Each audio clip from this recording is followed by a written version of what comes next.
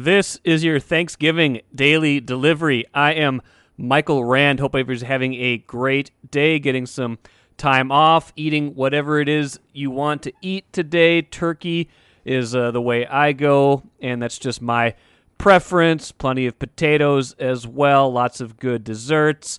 Hope you guys are having a great day, though, and watching football if you want. We're going to do a podcast today. We're going to do another one on Friday, but the Friday one pre-recorded, kind of out there for you guys to have something to do on maybe you're shopping, things like that, talking Twins on Friday. Today, though, got some good stuff coming up as well. Tanner Morgan, Gopher quarterback, will join me here in just a little bit. Gophers versus Wisconsin on Saturday. Doesn't get much bigger than that. Perhaps the Big Ten West will be on the line, although they can't control that, as they are fond of telling us. They can't control what happens in Friday's game against between Iowa and Nebraska. Mark Craig will join me, too, in a little bit to break down the next week of the NFL, the slate of games on Sunday, including Vikings at 49ers, in a very interesting matchup and an important one between teams that are 5-5 and battling for one of those lower playoff spots as of right now in the NFC. But first, what did I miss? You know, friends like to tease me. I've written several variations of the blog post, have the Timberwolves turned a corner. It's become kind of a Twitter, it's not a meme, I guess, but it's become a Twitter bit of fun and a direct, a group text bit of fun. Have the Timberwolves turn the corner. When they won, a couple games recently, my friends were like, hey, have they turned the corner? They turned the corner yet? I'm not still ready to say that, but guys, 5 in a row, including Wednesday night, Target Center packed. They beat the Heat, beat Jimmy Butler, and look good doing it. Anthony Edwards has another monster game, all over the score sheet. 33 points, 14 rebounds, 6 assists, 3 steals, and a block. Was absolutely huge. Kind of took over the game when Karl-Anthony Towns was out with foul trouble for a good portion of it. Took over Patrick Beverley, went out with an injury early in the game. D'Angelo Russell had a good game, but, 20 points, 6 assists. It was really the Anthony Edwards show by and large. Could have been 35 points, by the way. Had a dunk in the fourth quarter that absolutely electrified people. Called a charge. Kind of funny. I want to play a clip from Ant after the game because he pretty much summed up how everybody felt about that call. So, technically maybe it was a charge. You could see how it was called. Defender wasn't in the restricted area, but come on, you can't call that a charge. That said, that could have been a point of implosion for the Wolves, and the Heat did make a little run right after that. But Wolves respond, play good defense down the stretch. Heat only had 39 points in the second half. Wolves did allow them over 100, but it was only 101, 113 to 101. Defense keeps going really well. Malik Beasley, huge in this game, 29 points off the bench, probably his best game of the season. They needed him, like I said, with Patrick Beverley out. And, that's 5 wins in a row. They were 4-9, now they're 9-9. This was the best team they've beaten during that streak. There was a certain measure of satisfaction from beating Jimmy Butler. Butler did not have a good game, by the way. He was pretty well kept down, 16 points, 8 rebounds, 5 assists. He was a minus 16 in the game. Kyle Lowry fouled out. Good play there by D'Angelo Russell in the fourth quarter. So a lot to like from this game. Again, let's see a little bit more consistency, a little bit more out of the Wolves as we kind of see them play some tougher competition right now before I am ready to say that they have, in fact, turned a corner. They weren't the only ones on Wednesday night looking good. The Wild wins in a shootout over New Jersey, lost a 2-0 lead, but came back to win that in a shootout. Gopher men's basketball team goes to 5-0 on the season with a win over Jacksonville. So it's just kind of one of those nights in a good way, not a bad way. A lot of times it's one of those nights in a bad way, right? Local sports, we're kind of conditioned to expect the worst sometimes with when one team loses, it feels like another team kind of follows suit. But in this case, there was the snowball rolling down the hill, and the Wolves were certainly the biggest part of that. Now, they'll play Friday against Charlotte. Anthony Edwards against LaMelo Ball in that game. That should be a lot of fun. Then Philadelphia, the game after that, always interesting when Karl-Anthony Towns and Joel Embiid square off. They've had their share of battles over the years as well. So can the Wolves keep their composure in those moments? I thought they were starting to lose their composure sometimes against Miami, then they reeled it back in. I thought D'Angelo Russell, like I said, had a good game. It was kind of a stabilizing force in that way, made some big shots down the stretch too. Liked what I saw composure-wise from them by and large in Wednesday's game. So that will be key for them as they play some of these better teams in these close games. Found a way to close out Miami on Wednesday. Can they do it consistently in the next 3 or 4 weeks? That is the question. And if they do, I will be ready to declare in front of everybody, and especially on group text, that they have turned a corner. Take a playcation to Mystic Lake for 24/7 gaming, fun restaurants and bars, and luxurious hotel rooms. And join Club M to bask in the rewards. Follow the lights to Mystic Lake, where every day is playday. Happy to be joined today by Tanner Morgan, obviously Gopher quarterback for 4 years running now. How you doing, Tanner? I'm elite. Thanks for having me on. I appreciate it. Yeah, thanks for doing this. We all know what's coming Saturday, Wisconsin. No secret that that's a huge game, obviously. Just talk me through preparation for that coming into this week. You've been through a bunch of those already in your career. Yeah, really being able to pull from our past to create our future of understanding, what the X means, for our program, for our state, and then being able to pull from our past of ways that we weren't able to be successful, and really just, prepare like we always do as a one-game championship season to be at our best on Saturday, because that's what we can control, and just be able to put ourselves in the best position to be successful on Saturday to give us the best chance to win a game. Any career is going to have ups and downs. I'd say 2019 had a certain amount of highs. Since then, you faced some criticism, let's be honest, and not all of it warranted, but sometimes the play has been uneven. I've criticized you, and I'm sorry about that. No, that's fair. You had a good game last week, but how do you handle outside criticism, I guess is my question. Yeah, I think, if that's the reason why you're doing what you do, you're going to get burnt out because everybody's going to face it. So, for me, what matters is our four walls. And at the end of the day, I play football for my teammates, and it's what I love to do, and I believe I'm doing it for a reason, and I love to worship the Lord as I play football too. And so, obviously there's been a lot of highs and there's been a lot of lows as well. But at the end of the day, it's all about being better for my teammates and giving them the best chance to be successful as the quarterback, as a leader of this team. But again, if you focus on that, in our program, we don't really focus on external. It'll burn you out, and you won't be able to be at your best. What did you learn in particular, I guess, from 2019 kind of stands out as just one of those games where it's like everything you know about it is kind of right there in front of you. 2020, I kind of throw a lot of that out the window because it was such a weird year in general. But as you think about that game, how do you learn from that moment, and especially as a team going against a team as good as Wisconsin? Yeah, I think it comes down to focus, being able to focus on what you have to do on that game to be successful. You can't worry about the results.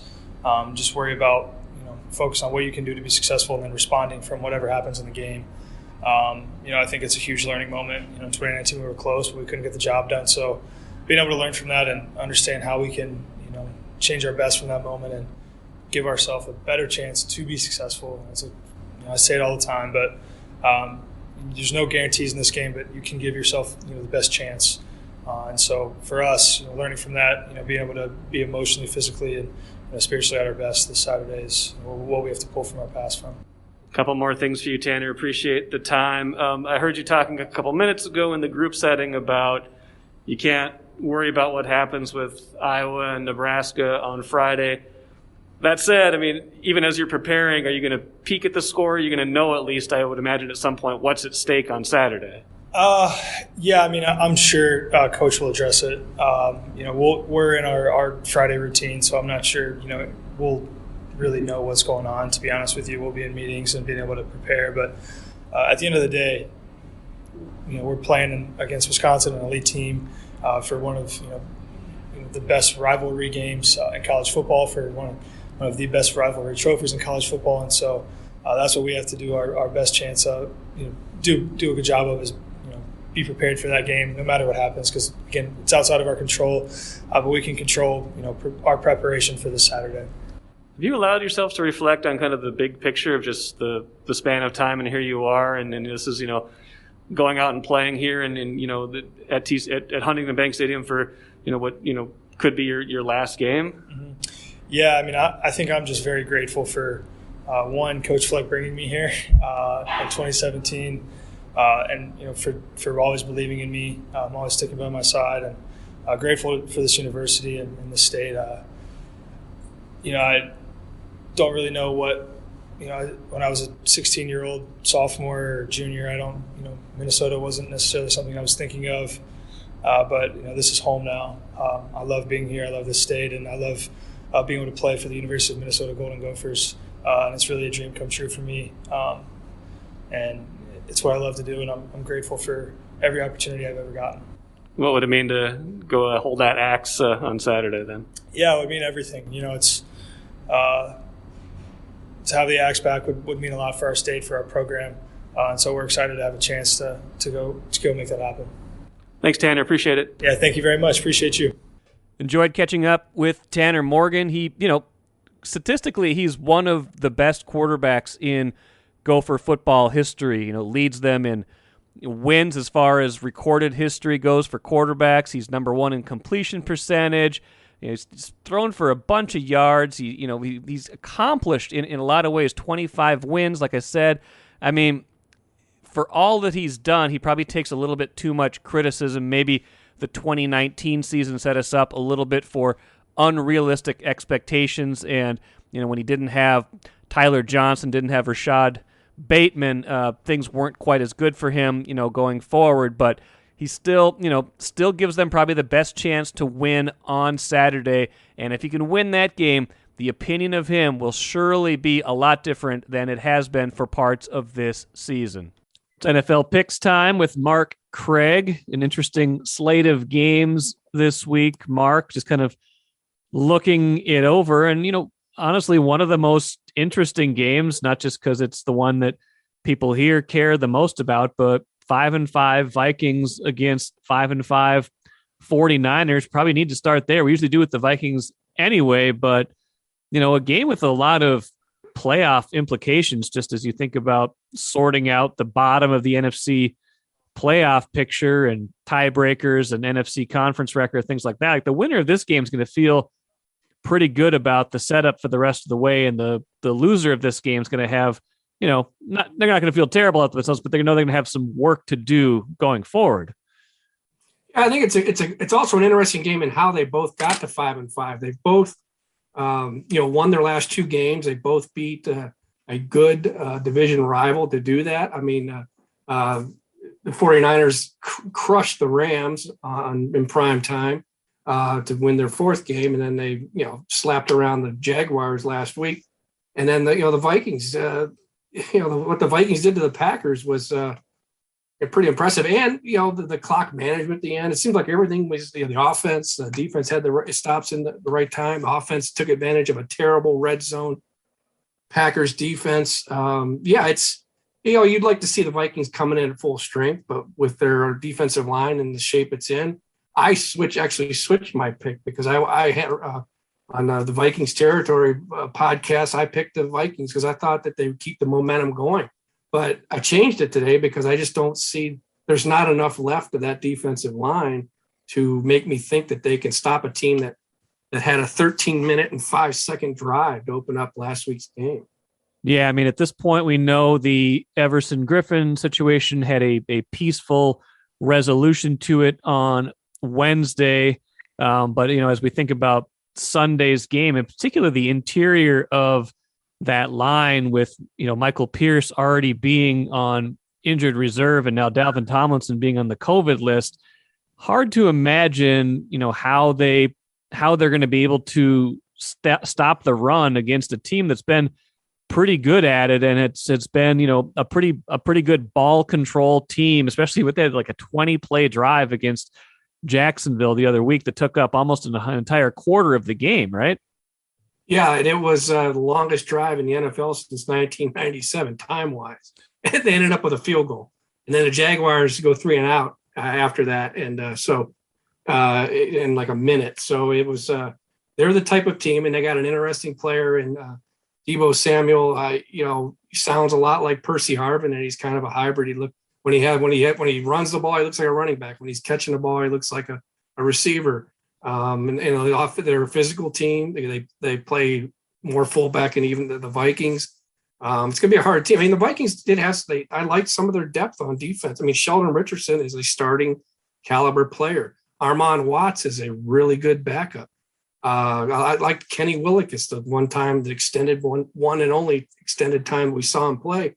But these are, there's just not enough of the bodies there for it to do what I think they need to do in order to win this game. Because when this team wobbles or falls off the rails, it always starts with the run defense, I think. And it'd probably be a 1-score game because that's just how they play. But I just have a hard time seeing them stopping a 49ers team that's got as much momentum going as the Vikings. Yeah, it kind of feels like the only most likely path to a victory in this game would be a certain amount of offensive efficiency. If you imagine you might not have the ball as much as you want, if San Francisco is able to control some clock, you're going to have to do a lot with whatever possessions you have. And the offense has been quite good the last couple weeks in particular, and in being aggressive and taking some of those downfield shots. Is that to you a sustainable model for this team? Is that really how they can and want to play, or was that born out of a certain amount of necessity at a certain point here? I don't know, but if it's to me, that's how they have to play. This is the last 2 games with the season, the regime, everything on the brink of imploding. They got aggressive with Kirk, and Kirk will tell you they's not changed. Well, something changed in the last 2 weeks. It's Zimmer, it's Kirk, it's Kubiak. This is how they have to win, and this is the sort of like last year when they were 1-5 and they just rode Dalvin Cook, and that was kind of their recipe. To me, this is Kirk's team now, and if you're going to go down with the guy that you're paying to carry your team, or you paid the equivalent money to a guy to carry your team. So it's time to find out and just keep doing it. Now, what's going to happen? I mean, Kirk's been living right, because there's a lot of cases where there could have been interceptions, and one was obviously overturned. There's going to be interceptions. He's not going to finish the year with 2 interceptions. So this is how they have to live with it. And in order, I think they just playing ball control to try and out ball control San Francisco isn't going to work. I think it's Kirk Cousins and these receivers and this offensive line, scraping it together and outscoring this team. Yeah, I agree with that. I think there's a path there. And, kind of like the Vikings, the 49ers have been up and down this season. They got to 5-5, kind of like you said, they were 3-5 and now back in that mix. So, one of these teams will have a 3-game winning streak and feel pretty good about themselves. And the other one will feel like they've still got some room to go in that NFC. 2 teams a little bit further up in the standings. Let's talk Packers and Rams. You like Green Bay in a close one. Seemed like Aaron Rodgers kind of got back in rhythm last week against the Vikings, even though Minnesota wins that game. Ultimately, the Rams have kind of scuffling a little bit here. It's been a weird kind of stretch for them where teams have started to figure out a little bit of what they want to do. What do you make of the Rams, kind of hitting a little bit of a bump here in the middle of the season? Yeah, I mean, it's like every time someone labels a team the best team in the league, so like Tennessee last week, they lose to Houston. The Rams, 2 losses 2 weeks or 2 games ago for them, were looking like, they and the Packers were the best teams in the league. Maybe the Rams were the best team. And then they got destroyed by Tennessee, and then they lose again. And Yeah, I don't know if it's maybe they were playing a little bit above their heads, but they're so talented. But Matthew Stafford is not going to be a perfect quarterback. I mean, he's a good quarterback for their situation. Fits what they need, which is why they pushed all the chips in the middle for the talent that they have. But coming off a bye week, it's a hard place to go at Lambeau. I like the Packers getting better. It's kind of weird picking the Packers to win a one-score game when their kicking situation is atrocious. Crosby's missed two of his last, or he's only made two of his last six. He misses that 32-yarder against the Vikings. They end up losing by 3. They got a bad situation going on at kicker there. But as far as the Rams, I think they're still a good team. They're gonna win their share of games. They're gonna be in the playoffs, and then we'll see if Matthew Stafford can do what they thought he could do in the playoffs. And just to clear things up, Aaron Rodgers saying on Wednesday he does not have COVID toe, but he does have a fracture in his toe. Apparently, that's what's causing the discomfort. So that's something to watch as the year goes on, because that's got to be kind of painful to play through. Yeah, Brett Favre probably played through everything. I mean, Brett Favre played through a broken thumb. He looked fine. I mean, he looked rusty at points in the first half. And there was a pass where to a deep ball he had plenty of time to throw to Valdez-Scantling and missed him. And remember, we kind of looked at each other in the press box like, wow, that's not Aaron Rodgers. And then I think a handful of plays later, he hit him. And then the second half, he was Aaron Rodgers. His mobility is such a big part of his game that it's not good for him. But I don't think that based on how he looked in the second half, I think he'll be able to get through it. Is OBJ cursing 2 teams this year? Yeah, I wouldn't want him on my team. I know that, and he's not worth it. Look at his record. Maybe he wants out. Maybe there's another team. Maybe the Packers.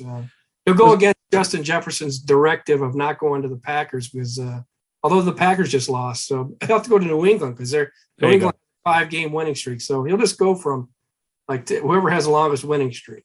Didn't Moss play for 3 teams in 2010? Didn't he go from? Yeah, Patriots to the Vikings to the Titans. Yeah. So it's not unprecedented that somebody could play for 3 teams in one season, but probably not, especially because the Rams have some injuries at wide receiver. Right? Didn't Woods go out for the year? Right after OBJ got there. Yeah, they were having problems at receiver for sure. A couple more here for you, Mark Craig. Looking through your picks. Interesting game. I think the Colts have kind of got something going here, and they play Tampa Bay. You like the Colts and an upset special in that one? Is that right? Yeah, I like the Colts are at home. The Buccaneers obviously they lost 2 in a row, but then they got right against the Giants at home. Giants are a disaster. They just fired their offensive coordinator. Seems like the Giants fire someone like every other month. But it wasn't. I mean, and their defense got better, but it just, to me, the way the Colts are playing, Jonathan Taylor is starting to get comparison. Things he's doing. All the greats of the game names are being lumped with him. So he's playing extremely well. And if the Colts keep going, he could be in the MVP race. So I just like them at home. The Buccaneers are it's kind of a little bumpy road last year up to this point for them. And then they reeled off all those wins. It might be the opposite this year where they kind of go into the playoffs a little bumpy. Still a good team, but I just like the Colts right now. They're one of these teams that's kind of surging. What's going on with Seattle? I see you've got them losing to Washington. They just lost to, they were shut out by the Packers a couple weeks ago, and then they just lost to Arizona, I believe, right? So they're 3-7 right now. I know Wilson was out for a while, and he's probably not exactly back in full form yet. But is this just a case where they're kind of hit a wall, and once you get bad, you can get bad in a hurry? Yeah, I mean they were good for. I mean, this is his 11th year, I think, and he's never missed the playoffs. He was hurt, and then obviously when he came back, they got shut out against Green Bay, and has not looked good. The defense early in the year was just terrible. It's kind of their turn to take one of these hits for the season. And then who knows, last year's offseason with Russell Wilson wanting out and everything, maybe this is his last run in Seattle.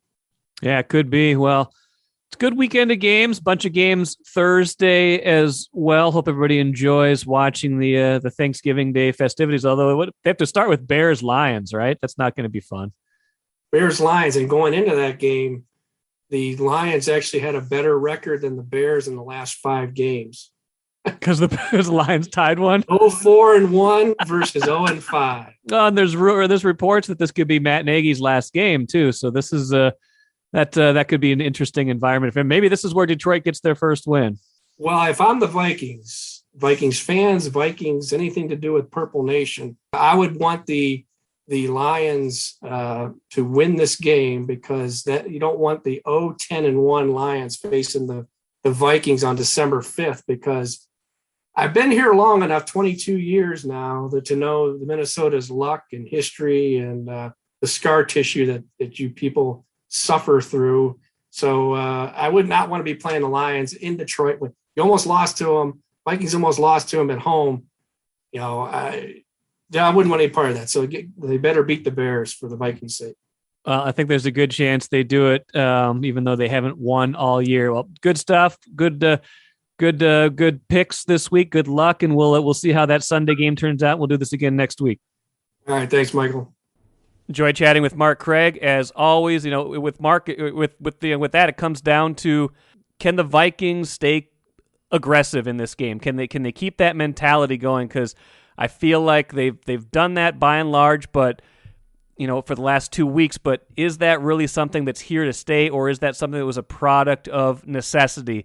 I think they need to do it again against San Francisco. Whether they will do it will determine the outcome of Sunday's game. Let's finish with the cooler, maybe more appropriately the colder. U.S. men's national team will play a World Cup qualifier in St. Paul. Great, right? Awesome. Yes, except it is on February 2nd against Honduras. Yes, they've decided to schedule a World Cup qualifier in St. Paul in the middle of winter. Now, understand that the U.S. players might be a little bit better equipped to play in the cold and snow than Honduras. It's a little colder here than it is in Honduras typically. I think it'll be a cool environment. It might be a freezing cold environment. I don't really know. Just strikes me as a little odd that was the time they chose to give the U.S. men's national team a game at Allianz Field. But you know what? We'll take it. I think it'll be pretty fun, and maybe it won't be as cold as it possibly could be.